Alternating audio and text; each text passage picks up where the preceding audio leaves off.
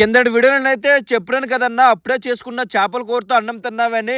మీకు kitchen room అనేది ఏముండదు కదన్నా, మీరు తినే గిన్నెలు అనేది మీరు ఎలా వాష్ చేసుకుంటారో ఒకసారి వీడియో తీసి పెట్టి తమ్ముడు అని చాలా మంది అయితే మనల్ని అయితే అడిగారన్నా. అలాగే మనకి ఎక్కువగా ఏమైనా కామెంట్స్ వస్తున్నాయంటే, తమ్ముడు మీరు సముద్రం వాటర్ తో క్లీనింగ్ చేస్తారా లేదంటే మీరు తాగే వాటర్ తో శుభ్రం చేస్తారని అడుగుతున్నారన్నా.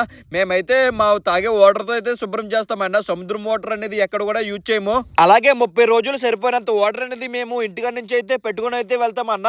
ఈ వాటర్ అనేది మేమైతే చాలా జాగ్రత్తగా అనేది ఓడతాము. మేమైతే ఇంటికాడ నుంచి అయితే ఒక 2000 లీటర్ అనేది వాటర్ అనేది పెట్టుకుని అయితే వెళ్తామన్నా. మా కుకింగ్ చేయడానికి అలాగే మా స్నానాలు చేయడానికి మా తాగే వాటర్ అనేది ఒకటే యూజ్ చేస్తాము. జేసీబీ ఆపరేటర్ని యాడ్ నేర్చుకున్నాను, వచ్చాను. మరి హెల్పర్గా మరి ఫస్ట్ అన్ని సౌకర్యాలు అన్నీ బాగుంటాయి యాట్లోని. మరి హెల్పర్గా మరి స్టార్టింగ్ మరి సామాన్లు అవి తోటం నేర్చుకోవాలి, కష్టపడాలి. ఏటగట్ట రావాలంటే మరి తొందరలో ఏట నేర్చుకుని ఏటకి వెళ్తాను. Hi friends.